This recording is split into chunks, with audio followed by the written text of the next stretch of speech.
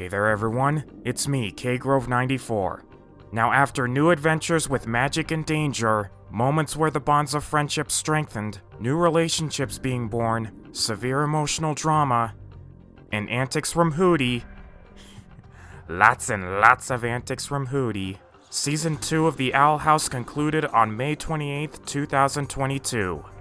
As mentioned in some of my previous videos, The Owl House has become one of my favorite shows ever, with its fun and engaging stories, lovable characters with great vocal performances, creative world building, and fantastic representation to name a few things. All of these factors helped make for an incredible cartoon experience that I am so thankful for. With the second half of Season 2, or Season 2B as it's commonly called, now complete, I've put together some thoughts on how this half of the season played out. Season 2A continued where Season 1 left off, and gave us plenty of great lore building, great new characters who've since become fan favorites, and some nice characterizations that helped flesh out the characters both old and new. So when Season 2B was on its way, you could be sure that I was eager to see what would happen next. However, even though I was curious on where this season was going, there was also a part of me that was extremely unsure and even scared on what was going to happen too. But it wasn't just because of where Season 2A left off. If anything, you can bet that I was excited to see Luce and company back again for more Boiling Isles action. And after seeing that heartbreaking episode that concluded Season 2A, Yesterday's Lie, where Luce found out about V impersonating her on Earth, Camilla finding out about where Luce really was, and making her promise to stay with her on Earth once she found a way back, it was only natural for me to really want to see what would follow afterwards. It once again goes to show that Dana Terrace and her team did a great job in keeping my interest in the series, but the real reason for why I was worried on what would happen next wasn't because of what they had in store, but rather how the show was being treated by the higher-ups at Disney. Before Season 2B aired, it was confirmed that The Owl House would indeed be getting a third season, but not in the way that Dana, her crew, or any of us fans would be expecting. This is going to remind a lot of people of some very sour news, but it's inevitable that I bring this up, so let's get this over with. The upcoming Season 3 was confirmed to only consist of 3 44-minute long specials, instead of the usual amount of episodes that made up the previous seasons, around 19 to 21. When I first heard about this news, and the reasons for why this choice was made, I was not happy at all. In fact, I was furious about this choice. With the higher-ups' words of choice for shortening the season, remembering all the controversies that Disney's been going through lately, including their involvement with some of the issues in Florida, and remembering certain things about the Owl House, their decision to shorten Season 3 left an extremely sour taste in my mouth, one that I'm still having trouble coping with. I mean, I know they have gone on record to clarify their reasons for this action, but regardless of what Disney says about their reasons, their choice to shorten Season 3, in my opinion, is not going to do them any favors in the long run.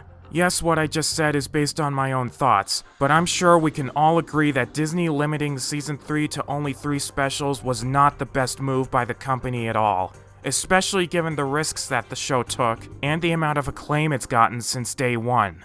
So yeah, knowing that Season 3 was cut short, I was scared that this would end up affecting certain elements of Season 2B. But when the new episodes finally came out, starting with Follies at the Coven Day Parade on March 19th, 2022, my worries were, for the most part, washed away and replaced with excitement. The episode picks up where Yesterday's Lie left off, and focuses around Luce trying to cope with the emotional drama that she's now dealing with because of that episode's events. Whether it's trying to convince Camilla to reconsider her promise by showing her some positive aspects of the Boiling Isles through a video on her phone, but to no avail, or trying to find any glimmer of hope so that she'd be able to find a way to make things right. Along the way, the Day of Unity is pressing closer and closer.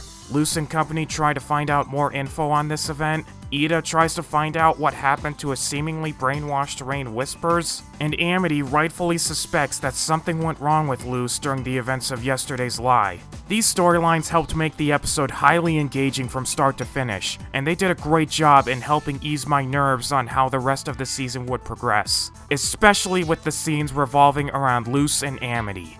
Follies at the Coven Day Parade firmly established that these two lovable characters, who started dating in Knock Knock Knockin' on Hootie's door, were still dating here. This was the biggest concern for me going into this half of the season, so seeing them still dating made me feel so much better, along with seeing the other cute scenes with them, like Amity revealing that she's learning Spanish to be closer to Luz, and Luz even giving Amity a kiss on the cheek. There's also the scene during the climax where after Luz and Amity fight off Kikimora, and after the duo come away unscathed, Amity brings up the video on Luz's phone and gently reassures her that she's okay taking things one day at a time if it makes Luz comfortable, but won't be able to help if she doesn't know what's happening. This reassurance helps Luz feel a whole lot better, and she tells Amity all that happened during yesterday's lie. What also helps is that throughout the episode, Amity holds on to Luz's phone, which Luz accidentally left behind at Hexside, but she doesn't play the video to find out for herself what's going on, instead going to Willow for advice and quickly letting Luz know that she didn't watch the video when she talks with her about it. This further helps flesh out how far Amity has come in terms of character development, and it helps make her relationship with Luz feel even more wholesome and healthy. I mean, she could have easily just watched the video to find out what's happening, but she didn't, and instead spoke with Luz about the issue in a reassuring manner. This also made me feel better on another worrisome thought on whether Luz was going to keep the events of yesterday's lie a secret until the end of the season, or if she was going to open up about it sooner than later. The fact that they went with the latter gave me so much relief, because now that Amity knows, chances are the rest of Luz's loved ones on the Boiling Isles will know for sure too. Given certain lines from Ida and King near the beginning of the episode, chances are they already knew about it, as did Hootie, but if Luz didn't tell them before, they're definitely gonna know about it now, and the same is likely to be true for Willow and Gus. This helped add on to the episode and further establish that Dana and her crew, despite the unfortunate news of Season 3, were not going to back down from writing the show they wanted to see be brought to life. So for that, I once again give them major kudos for all their hard work. And as the episodes that came after showed, that statement couldn't be any further from the truth. So yeah, Follies at the Coven Day Parade was a great start to Season 2B, and it remained awesome in the following episodes.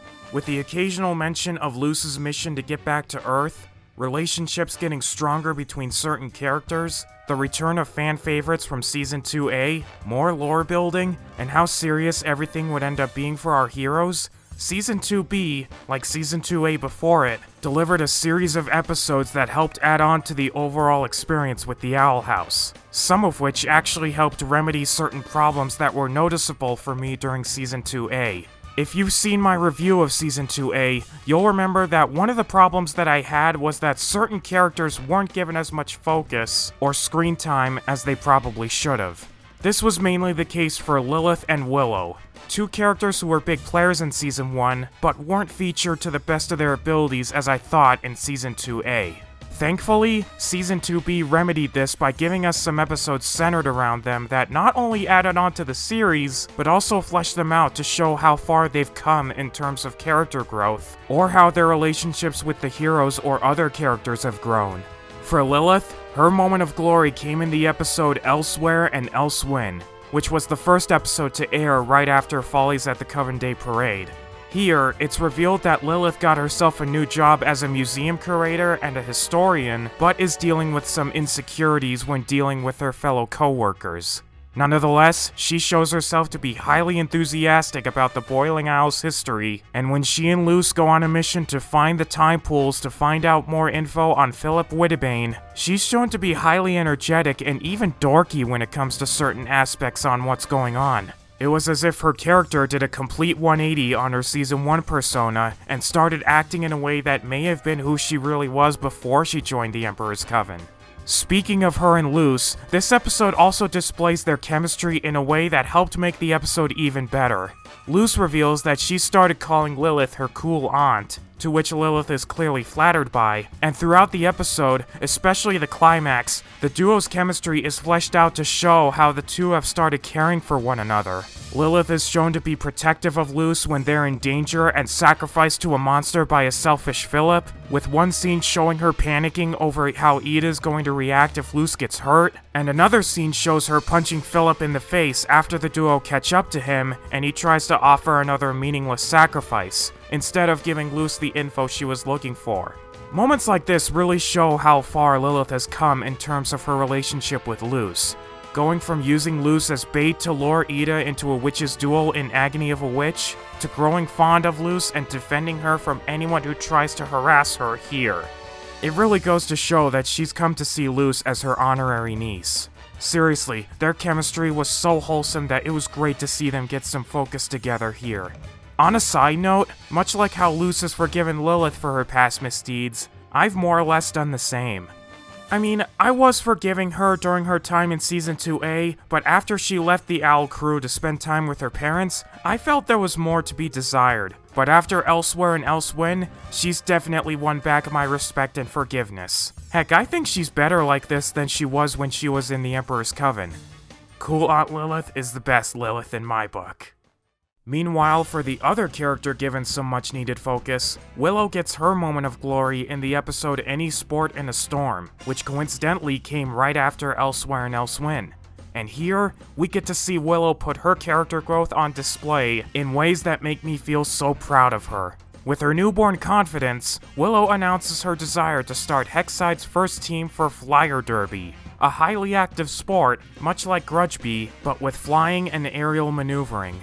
With Gus by her side, she manages to put together a team consisting of the two of them and background characters Viney and Skara, but they're also joined by Hunter the Golden Guard, who has his own agenda in which he tries to convince some of Hexside's students to join the Emperor's Coven, but finds himself wrapped up in Willow's ambitions.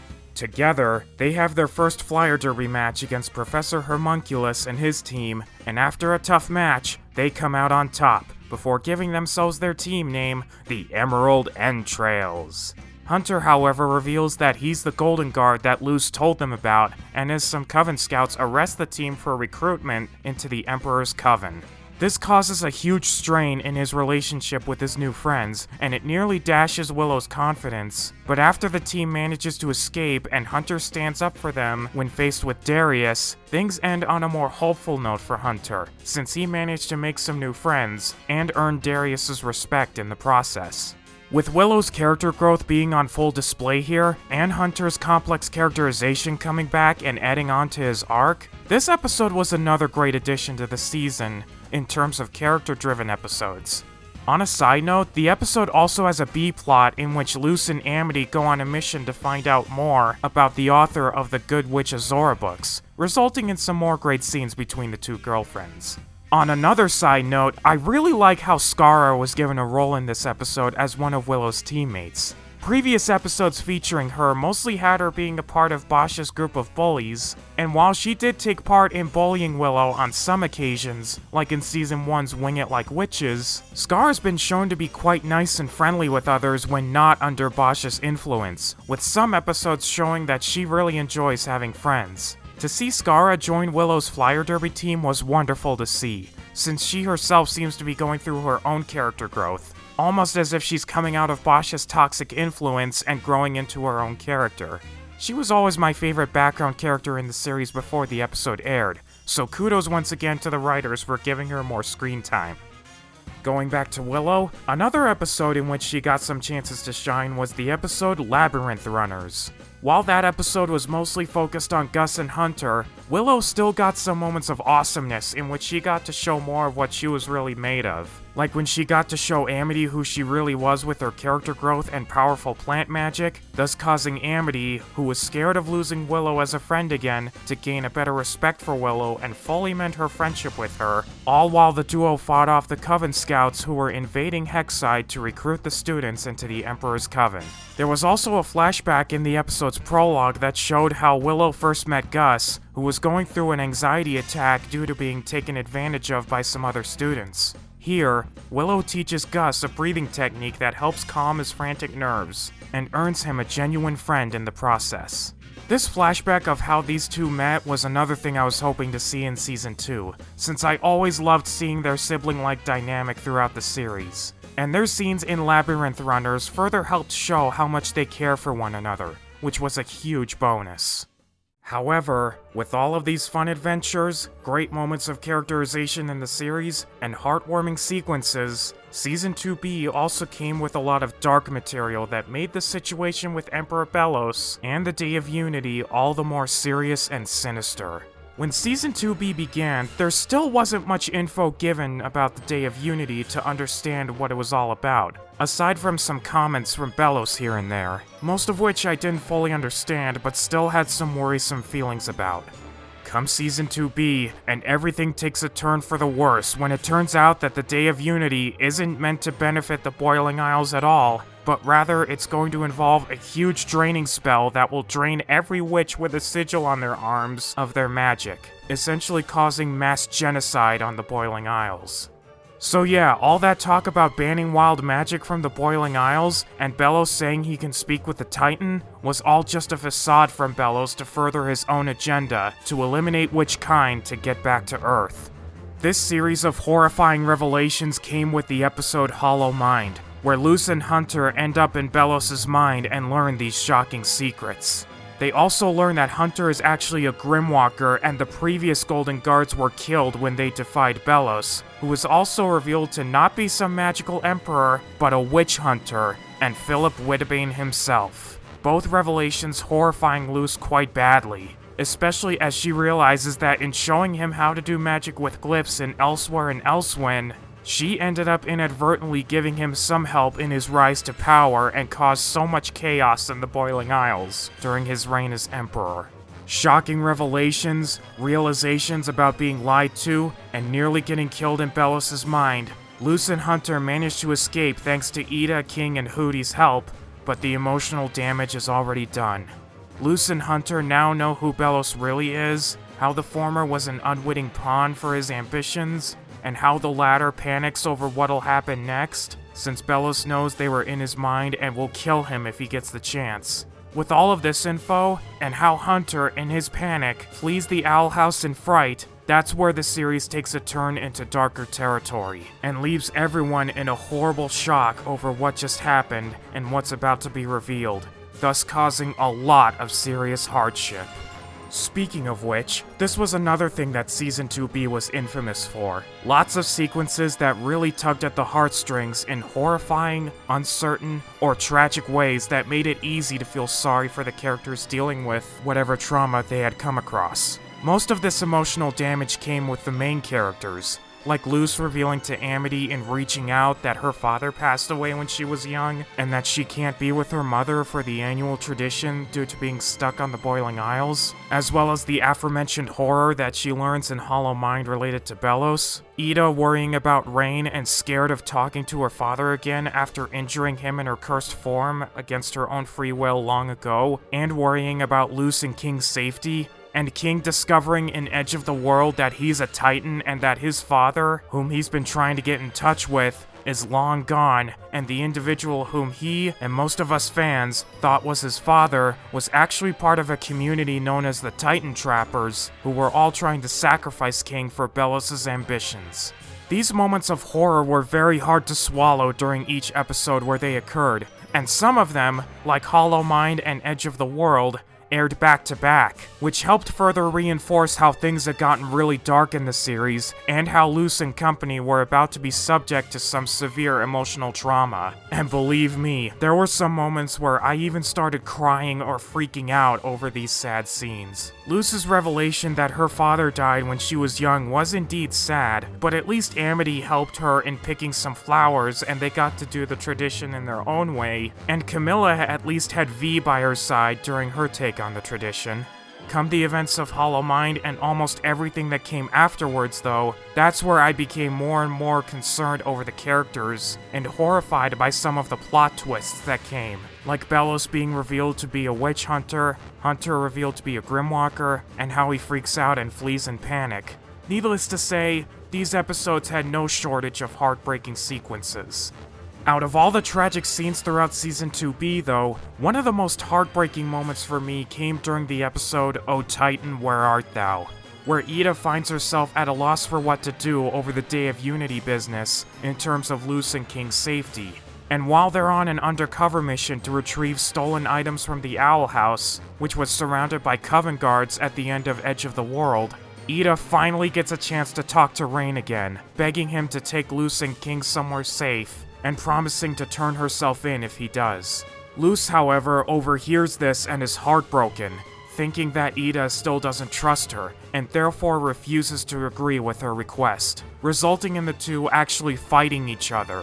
Yeah, that's right, we actually get a fight between Luce and Ida with magic and combat, which to me was very sad on so many levels. For starters, Luce and Ida have been established to have a close bond, almost like that of a mother and daughter, which was shown plenty of times in previous episodes. Ida is hiding the fact that she and Lilith don't have a plan for how to deal with the Day of Unity, is extremely worried on what will happen, and Luce, in her determination to stop Bellows by any means, refuses to go with Ida's idea and ends up fighting her as a result. What makes this even more troublesome is that with Ida trying to send Luce away, Luce was likely reminded of where she was at the beginning of the series, where Camilla tried to send her off to Reality Check's summer camp, which she reluctantly agreed with before discovering the Boiling Isles.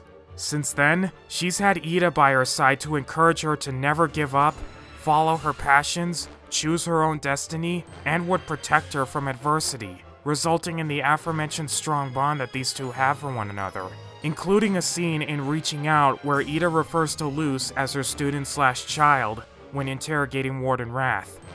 Mama Ida for the win, by the way. Yay! But anyways, with Ida trying to send Luce away, Luce likely felt an old wound get reopened and therefore caused her trust in Ida to become damaged pretty badly. Who knows what would have happened between them if things ended on a tragic note for this episode. But thankfully, the episode ends on a glimmer of hope for our heroes because after Luce and Ida are captured during their fight, they end up reuniting in a secret lair where an underground resistance has been hiding out, led by Rain, who was not brainwashed like Ida had feared, and Darius, who's also against the Day of Unity. This ending gave me a huge sigh of relief after all the trauma that Luce and company had to go through, especially with how Luce and Ida reconciled with one another, and they began carving Luce's talisman. Also, as sad as these emotionally damaging scenes were, they did a great job in conveying sympathy for the heroes. Another key factor in showing that the writing team were doing their best to bring their A-game for this half of the season, with some pretty rewarding results. Now, in terms of problems that I had with this half of the season, I've actually had some trouble thinking of issues I might have had. Some may argue that Luce and Amity's story in Any Sport in a Storm didn't contribute anything to the main story with Willow and Hunter, but I still had some fun seeing what shenanigans those two girlfriends were up to. Some may also say that with how this half of the season was heavily focused on the overall story, there was little time for filler episodes, and if you missed an episode, you'd probably be confused on what's going on in a later episode. But that's mostly the case for Hollow Mind and the episodes following afterwards. And this was mainly because of how much limited time the series had at this point, so I can't fault the show for that. One minor thing that I will say I feel didn't get fully explored much was the idea of what Luce's talisman would be. I mean, yeah, we did get Luce and Ida beginning the carving process for Luce's talisman, and it was revealed in Clouds on the Horizon that Luce decided to carve it into an egg so it would have the choice on what it'll be, which was really sweet, but part of me was hoping that we'd at least get something more out of this plotline. This, however, is just a minor nitpick, and here's hoping one of the specials in Season 3 reveals what it's going to hatch into. Seriously, there's been so much speculation going on that I've been dying to see Luce's talisman after all this time. Another thing that I picked up on was something that I feel wasn't really a flaw, but rather a missed opportunity. Remember in Convention where Amity was revealed to be Lilith's protege, and how the former's feelings for the latter got strained due to Lilith using some unfair tactics during the duel against Luce? Well, that plotline was something that I realized was never brought up again, not even Season 2B. The reason I say this is because now that Lilith has made a comeback, has a stronger bond with Luce, and how Luce and Amity are still dating, I feel like there could have been an interesting story where Amity and Lilith make amends with one another and slowly start reforming their relationship, similar to the scene in Reaching Out, where Amity starts fixing her relationship with her father, Alador, who also makes a comeback and is given some great characterization and screen time. Like I said though, this is just a missed opportunity, and it doesn't change how much I give praise to the season for its storytelling, nor does it change how excited I was for how the season would wrap up. And speaking of, Clouds on the Horizon and King's Tide, the 2 final episodes of Season 2, did a fantastic job in bringing many of the storylines and plot arcs of the season to the forefront for an action-packed season finale. While Ida goes with Rain and the other grown-ups for their plan to stop the Day of Unity, Luce teams up with Willow, Gus, and a reformed Hunter to rescue Amity, who was recently grounded by her mother Odalia, who also makes a comeback in Season 2B and is just as despicable as she was in escaping expulsion. It's here where after Luce reunites with Amity, they promise to have what they call the most mundane slice-of-life date ever, and, in an incredible scene of heartwarming and awesome joy, share their first kiss on the lips. Which you can bet warranted an overjoyed expression from yours truly upon first viewing. But things quickly turn troublesome again after they and the rest of the group are caught by Odalia, who turns out to not only disapprove of the duo's relationship, but is revealed to have known all along about the draining spell, but has shown no concern over anyone else, hoping that she and her family would be spared and given royalty treatment. I mean, that is just messed up. Forcing Amity to cut ties with Willow at a young age is one thing, as is trying to get Luce, Willow, and Gus expelled from Hexside. But this? That just cemented Odalia as one of the most despicable characters in the whole show. Fortunately, this amount of disdain does not fall on Alador, who comes to the hero's rescue and upon learning that Odalia knew about the draining spell, cuts ties with her, while Amity vows to never speak to Odalia again, essentially disowning her in the process. Seeing Amity permanently break out of this toxic relationship with her mother, and to see Alador by her side, was truly awesome and well worth the wait. But as the next episode King's Tide shows, they weren't out of the woods quite yet.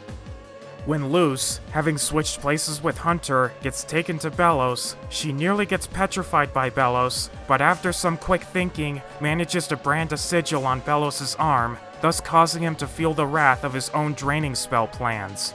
Unfortunately, with him having no knowledge of stopping the spell, and him still being a dangerous foe for Luce and the rest of the team, things start to look bleak.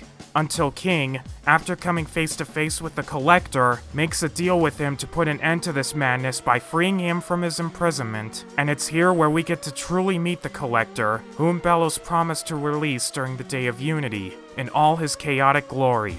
Not only does he demolish Belos into a pile of goop for breaking his promise, and not only does he stop the draining spell, but he also begins to reshape the entire demon realm into his own liking. Luce and her friends barely manage to escape by going through Belos' portal door to the human realm, but not before Luce tries to go back to find Ida and the others, only to end up being sent through the portal thanks to King sacrificing himself so they could escape. This gave me some callbacks to Agony of a Witch, where Luce was forced to watch Ida sacrifice herself to save her before succumbing to her curse, so to see Luce go through this again with King had to have been extra tragic for her. And unlike Agony of a Witch, Luce doesn't get the chance to rescue any of her Boiling Isles loved ones in a following episode, as King's Tide, being the season finale, ends on a heartbreaking cliffhanger, where Luce, Amity, Willow, Gus, and Hunter are left stranded on Earth, with no way of getting back to the Boiling Isles, no way of knowing if their loved ones on said isles are alive, and therefore can only stand before a surprised Camilla at her front door. Beat up, traumatized, and unsure of what will come next. And that was where the season officially concluded, and let me tell you, this was quite a ride. Like Season 2A before it, Season 2B of The Owl House was an exciting and engaging experience from start to finish, with its fun stories, great characterizations, emotional content, and willingness to tackle bold subjects and topics. Also, the fact that it gave us more representation with Luce and Amity's relationship was a sweet bonus. And a reminder that despite the news related to Season 3 and controversies that Disney has found itself in lately, Dana and her crew were not going to let this stop them from doing what they wanted to see in their series.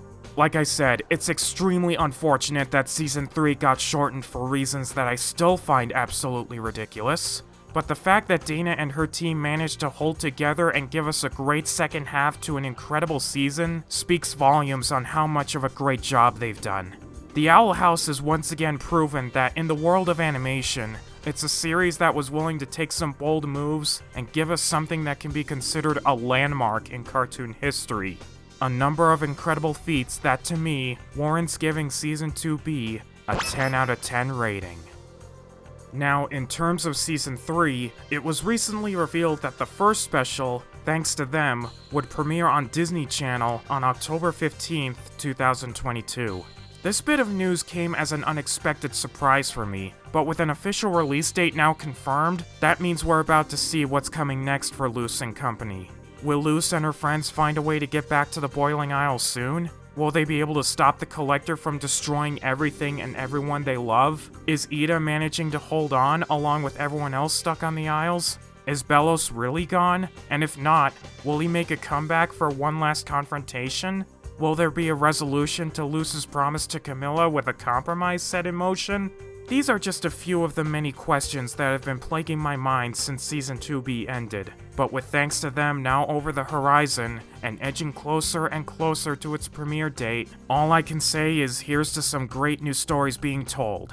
Dana and her crew did a great job in capping off Season 2, so here's to them pulling through for us once again, and giving us a spectacular finale.